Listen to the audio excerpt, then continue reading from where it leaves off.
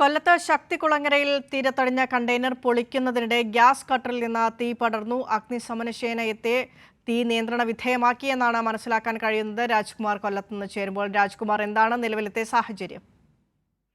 ഇതൊരു മണിക്കൂർ മുമ്പാണ് ഈ സംഭവം.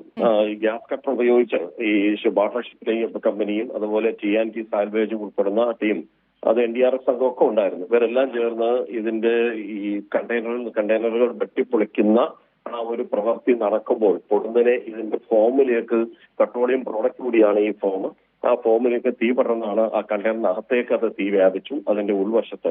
എന്നാൽ പുറത്ത് മറ്റുള്ളവർക്ക് ഏതെങ്കിലും അപകടകരം ഉണ്ടാവുന്നതോ അല്ലെങ്കിൽ പൊട്ടിത്തെറിക്ക് സാധ്യതയുള്ളതോ ഒന്നും തന്നെ കണ്ടെയ്നറിൽ ഇല്ലായിരുന്നു. കണ്ടെയ്നറുകൾ ശൂന്യം തന്നെയായിരുന്നു.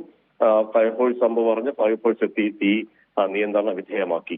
ഇപ്പോൾ വീണ്ടും അതിന്റെ കട്ടിംഗ് ഉൾപ്പെടെയുള്ള കാര്യങ്ങൾ, ഇനി ഈ ഫോം ഉള്ള സ്ഥലത്തേക്ക് ഇത് വേണ്ട എന്നൊരു നിലപാടിലേക്ക് അവർ എത്തിച്ചേർന്നിട്ടുണ്ട്. ഈ ഫോമുകൾ നീക്കം ചെയ്യുക എന്ന് പറയുന്നത് അത്ര എളുപ്പമുള്ള കാര്യമല്ല. ഈ കണ്ടെയ്നറിന്റെ ഉൾവശത്താണ് ഈ ഫോമുകൾ ഉള്ളത്.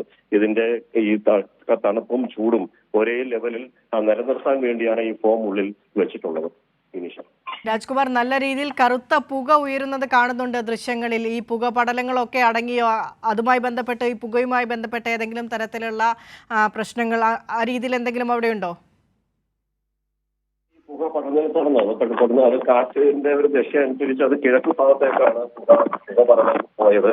അത് ജനവാസ മേഖലയിൽ തന്നെയാണ്. പക്ഷെ അത് അന്തരീക്ഷത്തിലേക്ക് ഉയർന്നു പോയത് കൊണ്ട് തന്നെ അങ്ങനെ കാര്യമായ ഒരു പ്രശ്നങ്ങൾ അവർ ഇതുവരെ നേരിട്ടിട്ടില്ല. ശരി, ശക്തികുളങ്ങരയിലാണ് കണ്ടെയ്നർ പൊളിച്ചു മാറ്റുന്നതിനിടെ ഗ്യാസ് കട്ടറിൽ നിന്ന് തീ പടരുകയായിരുന്നു. ഏകദേശം 1 മണിക്കൂർ മുൻപായിരുന്നു സംഭവം. തീ നിയന്ത്രണ വിധേയമാക്കിയിട്ടുണ്ട്. രാജ്കുമാറാണ് വിശദാംശങ്ങൾ പങ്കുവച്ചത്.